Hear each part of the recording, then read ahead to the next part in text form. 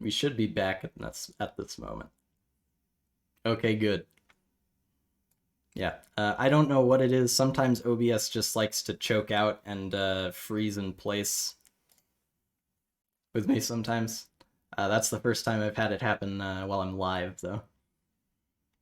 It's not a connection issue since the bitrate stays pretty stable whole way throughout. It's just the program itself just chokes.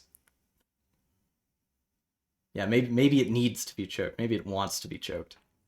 Who can say? I can't read its mind. Alright, so this is a little bit of a non-standard map. Since it's a naval map. This entire thing is water. You get 12 mass extractors to start out with, and that's it. The rest is water. If you want more mass, you gotta kick another player out of the game.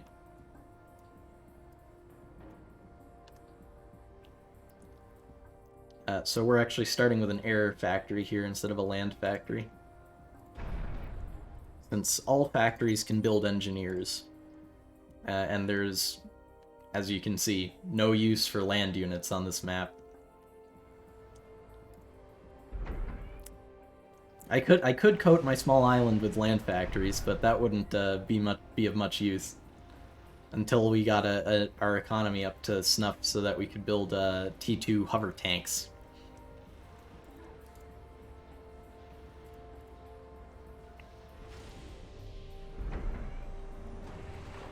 And again, sorry for the stream hiccup there. I wasn't expecting for that to happen, and I'm sure none of you were either.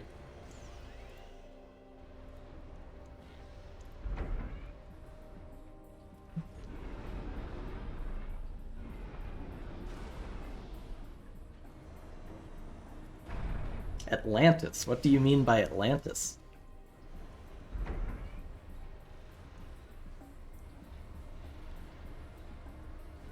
Ah, I've made a grave error. I forgot to put mass extractors in my build queue because this is a naval map and I almost never play naval maps.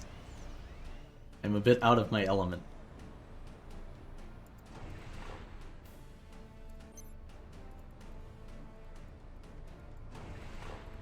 Rookie behavior from me.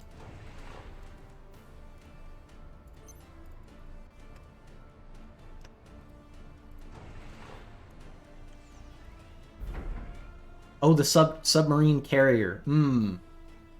I don't think this game will go on that long, but if it does, I will try to build it.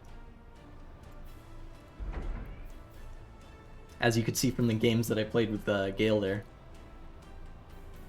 I like to try to knock opponents out of the game early on. That second game with him on the land map with the direct route to his base was a 13-minute game. Team games in Supreme Commander can often go from anywhere from 40 to 80 minutes if the teams are evenly matched. Oh, we are extremely mass stalled at the moment.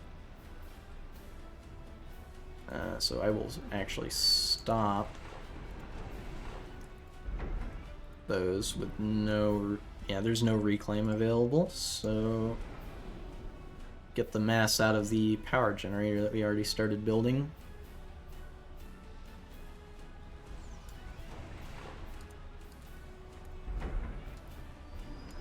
And move over to working on one at a time.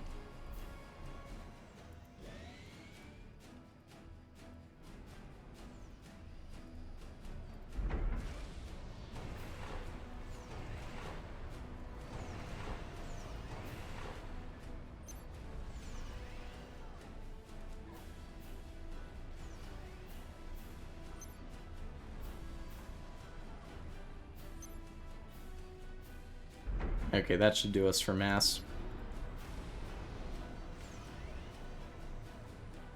Oh, you think Atlantis is a good strategy? Turtling on water maps. Yes. Turtling on some water maps can actually pay off more than map control. Oh, and it looks like we're already getting attacked. Or this is just burning because nobody's working on it.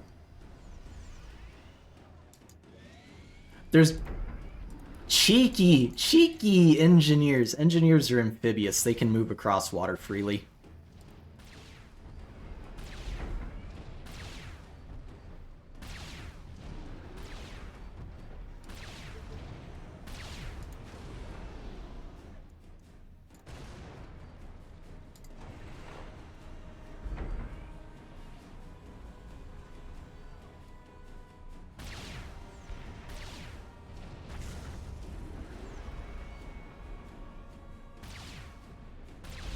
Yeah, the AI really loves sending engineers to capture stuff, which is something you will almost never see human players do.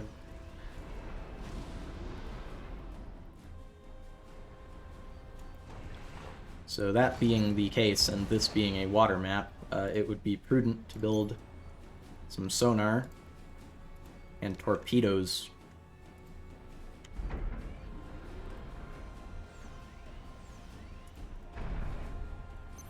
Couple more air scouts, and we don't have the power economy to upgrade the air factory yet.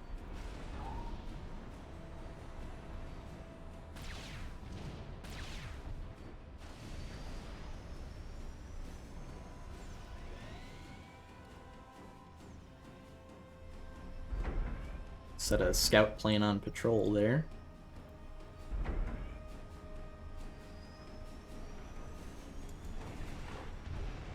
And the naval factory's done.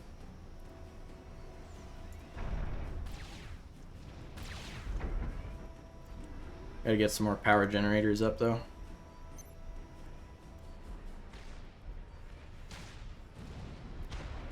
I think this will be the last Supreme Commander game for the day. Those matches against Gale were a bit of a highlight.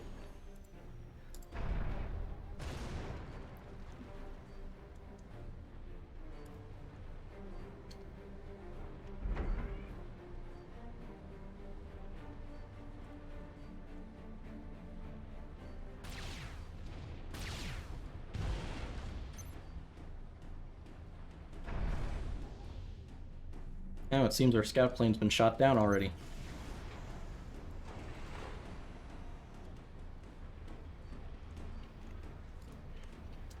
And instead of building a second torpedo gun, we should be building more power generators, probably.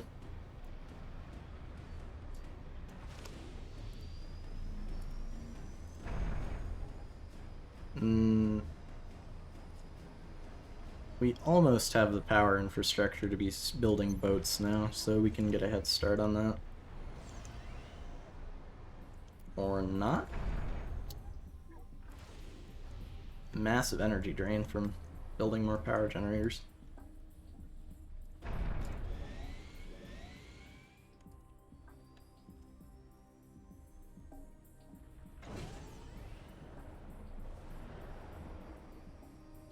Yeah, just more engineers.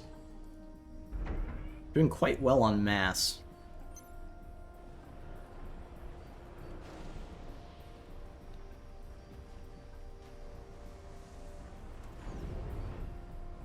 To the point where we can afford to upgrade to T2 extractors already.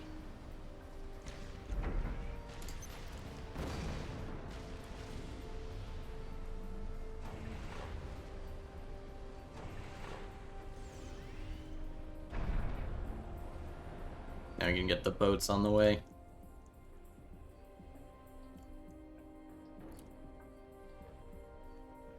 I believe that the AIs have failed to realize that this is a water map, since they have built land factories.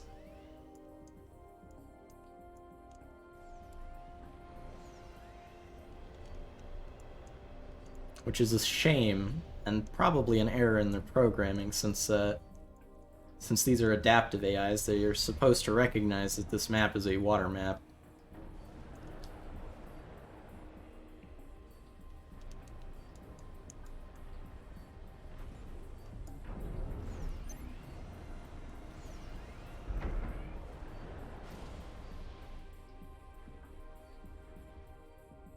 Torpedo gun doing work, keeping the engineers away.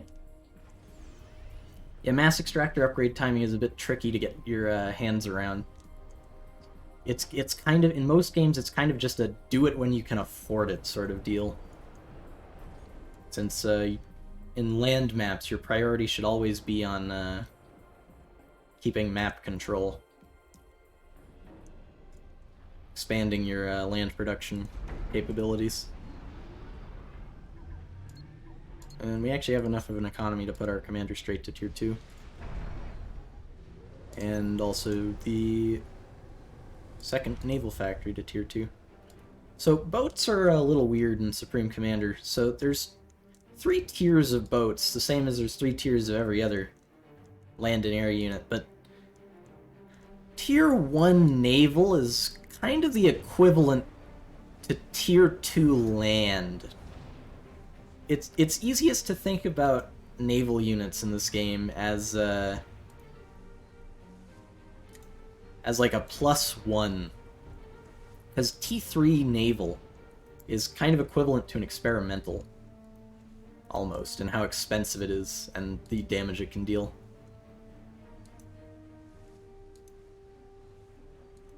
Yeah, the thing about mass extractor upgrades is that they're necessary. If you want to play the late game, you need more mass extractors, or you need better mass extractors.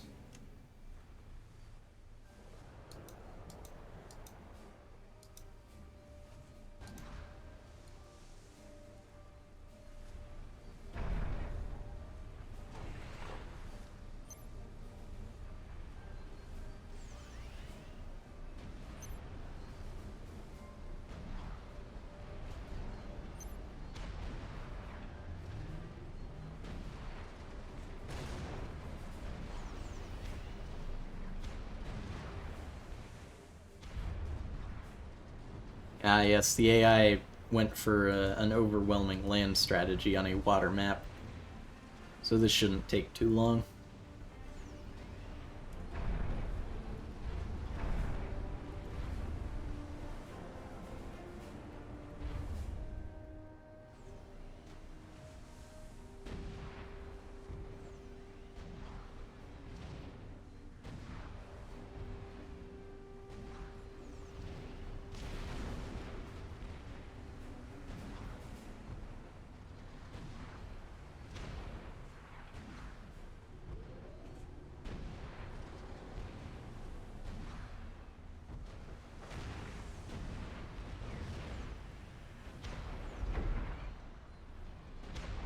Yeah, excellent.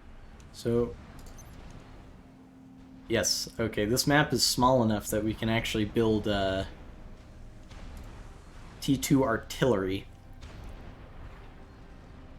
and range our opponents with it.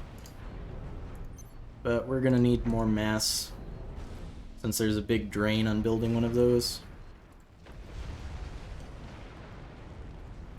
Losing a boat there. The nuclear submarines do often get used on Seaton's clutch. It's a little bit cheeky, but they do get used. Ah, yes, the Paris gun. Rail cannons are an interesting bit of history.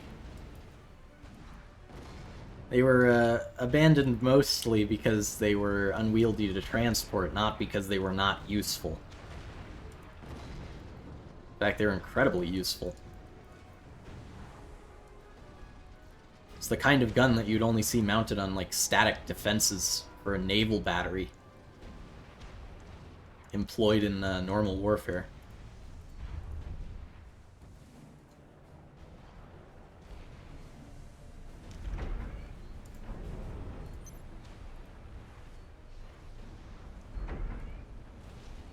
Let's speed up that mass extractor along a bit.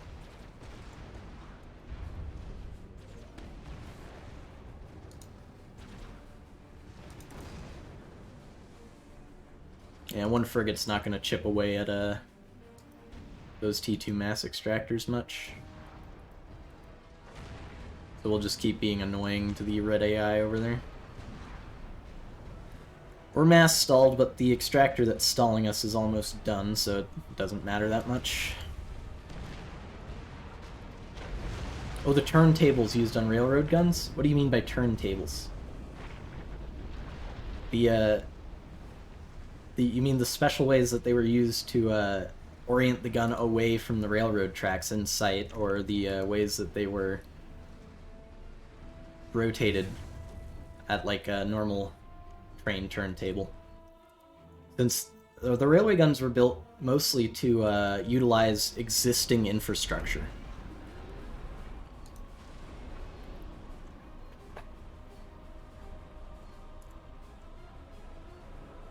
Yeah, the fixed carriage mounts. I get you. We could afford one of these if we weren't building artillery.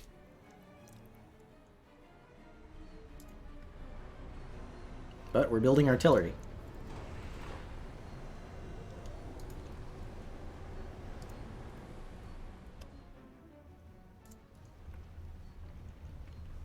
So this is a nice game to wind down on. There's not much pressure because the AI decided to be stupid. Again, the AI in this isn't very smart and rarely wins unless you let it cheat.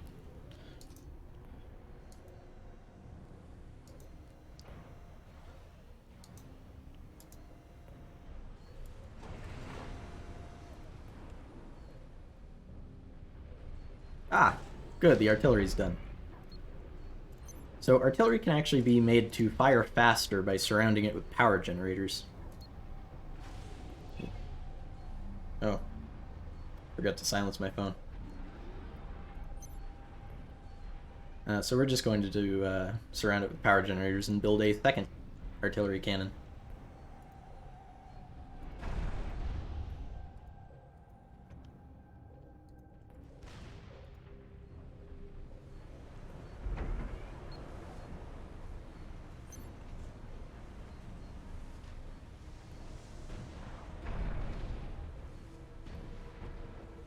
Still can't afford to do that and build the cannon at the same time.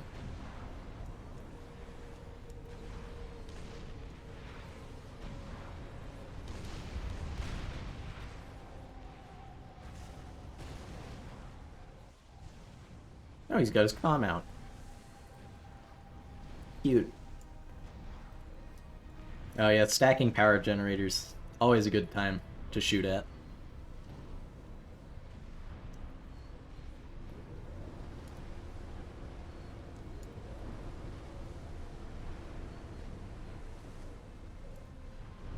Oh yes, those kind of turntables. I see what you mean.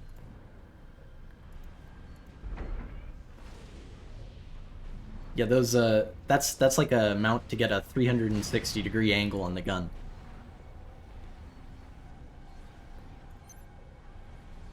Just barely can't fit a shield generator in there. Shame. AI throwing a taunt out while it gets hammered with artillery.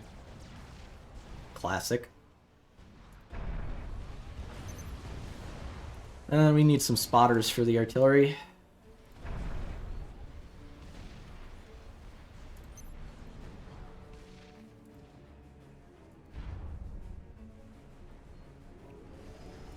We're just kind of diddling around here as we wait for the game to end. Artillery changing targets on its own. No, what are you doing?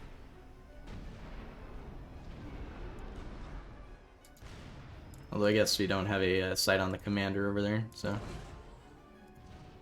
Go ham. Go ahead. Fire on their commander over there.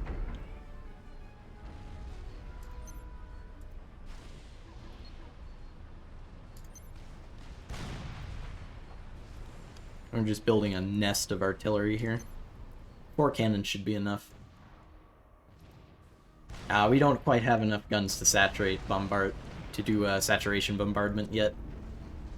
And it looks like the shield is I will not be defeated by the likes of you.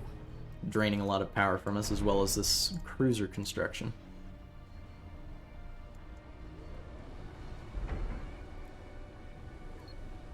We kind of want to stop and build the power generators first, almost.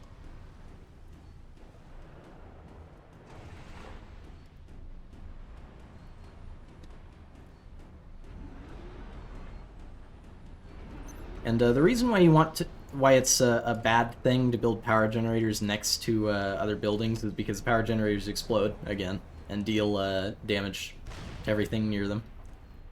But the reason why you're encouraged to place them next to buildings is because by putting them next to buildings, you increase the power efficiency of the building you place the power generator next to.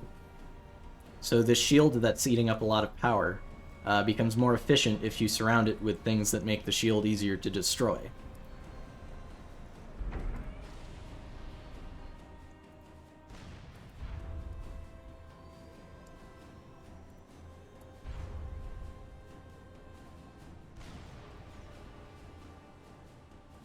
Looks like we blew up most of his mass extractors.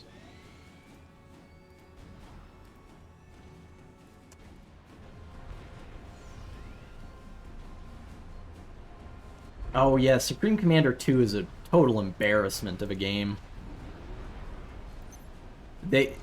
It's a really weird story because I'm pretty sure they designed it for the Xbox. Like, they designed an RTS around dumbing it down so that people could play it on a console. I really just don't understand it, but that's the decision that was made, so that's where we're stuck. Now, we still don't know where his commander is over here. I would wager that he's put it in the water to thwart my, artillery plans. Yes, both of their commanders are in the water. Oh yeah, the Cybrans in Supreme Commander 2 are very silly. What's even more silly is how fast you can get a game-ending artillery in Supreme Commander 2. It's like, you can get it in like 20 minutes or something.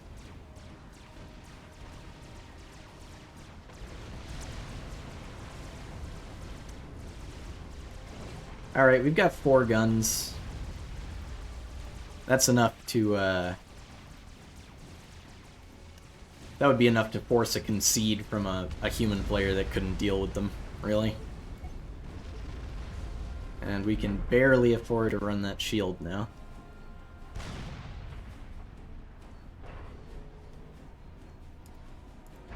Yeah, see, the appeal of Supreme Commander is not the scale of an individual unit.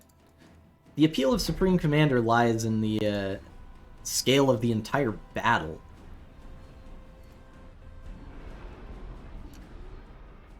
Although there's not much scale going on here, we're just kind of having fun with the Tier 2 artillery guns.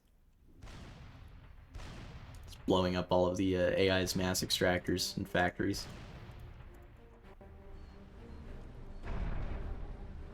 Then we're going to build some torpedo boats to go take out their commanders.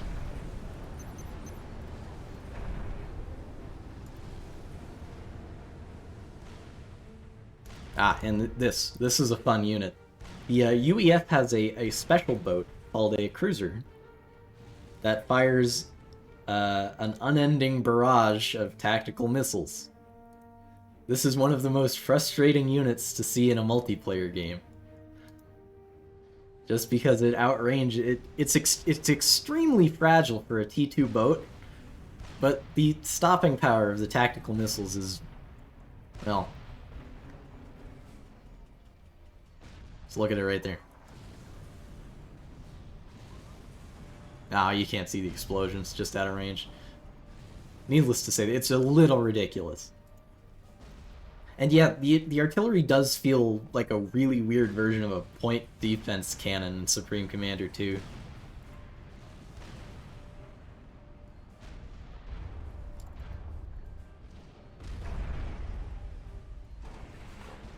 Alright, we're getting some torpedo boats out now to go hunt down the commanders with.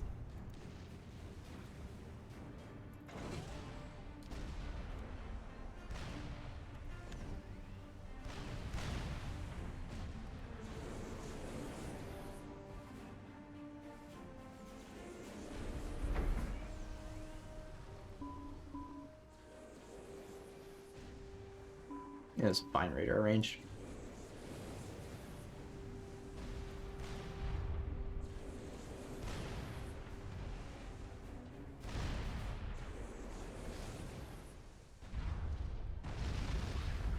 Chipping away at him.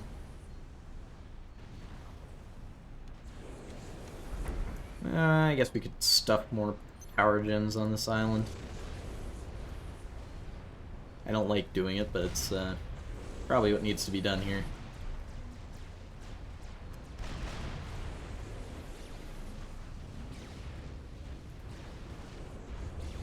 Second torpedo boat to speed up the process on the red side.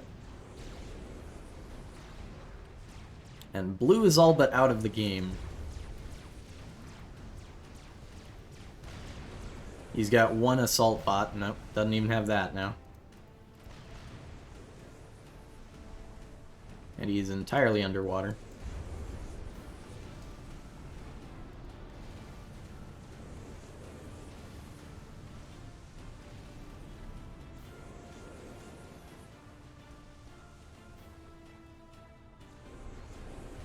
Third torpedo boat's almost done here.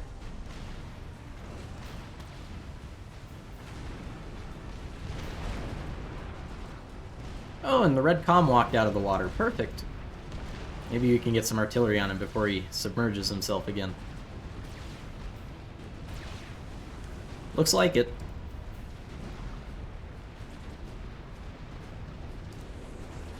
Alright, and he's kind of low. There's not much we can do about the blast radius on this map.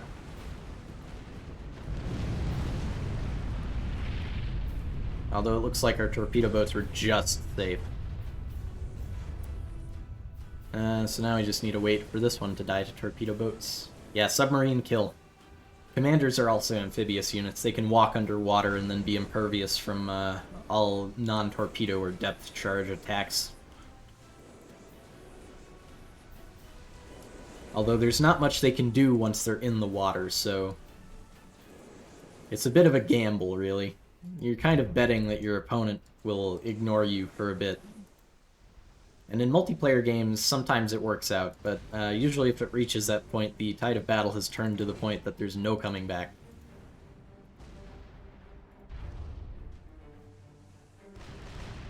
And it doesn't even really matter that we're mass stalled because there's no competition at this point. Oh, the submarine talk makes you want to play Silent Hunter. Ooh, that does sound like a good time. I believe that you can put a torpedo arm on your comm. No, that must be a mod feature. Well, I know that's something you can do in mods.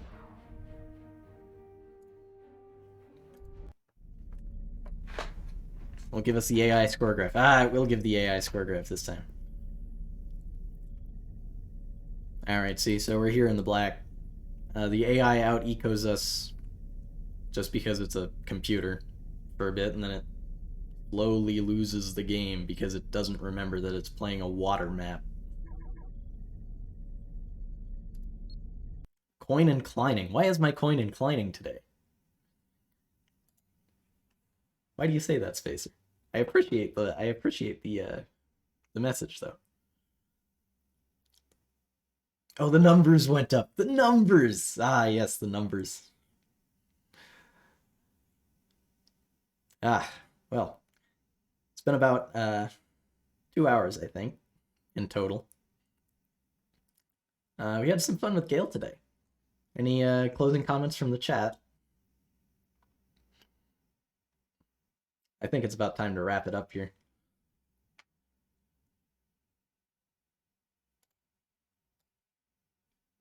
Oh, I'm glad you had fun, Pig. Which prodigy for Archer in Tales of Magial? I usually don't get to the point where I'm picking prodigies, and when I do, it's kind of clear-cut based on the list.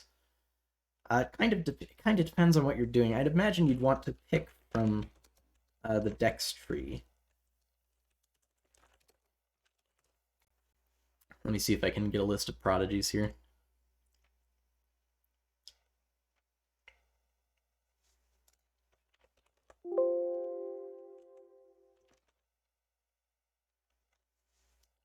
Ah, yes, Vital Shot. Under Dexterity. That is probably what I would grab. 50 Dexterity and do 50,000 damage with the ranged weapon as a requirement. And you do, I think it's 500% weapon damage TOE is I think it's a typo of Tales of Maj'Al, which is usually spelled in the chat like that. Yeah. Vital Shot is just it's a little weird as a prodigy. It's since it's a talent and it's like a skill instead of a giant stat increase or something. But the having a 500% damage shot as an archer is probably pretty good, and it also stuns and cripples.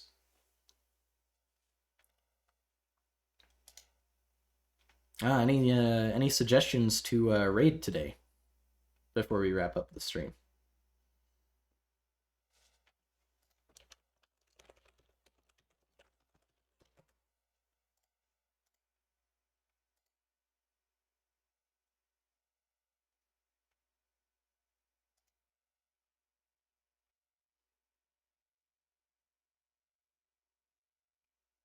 Ooh, Josabel's online? And oh, and Alice's too. When Miwa's on. Yeah, we can. Yeah, Gail, we can raid. We can raid your girlfriend. That's fine. Let me just pull that up here.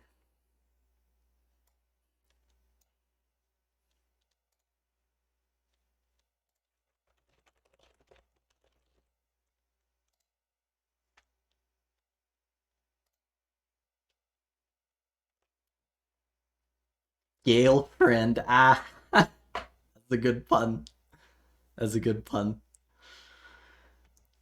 All right. So we're gonna be moving over to Josabel's stream. Says she's doing an art stream. Thanks for coming and hanging out, and Gail, since you're still here, thank you very much for the games. Look forward to maybe playing some more in the future with you. Yeah. So wherever you are in the world, hope you have a good morning, good afternoon, good evening. Thanks for coming, and goodbye.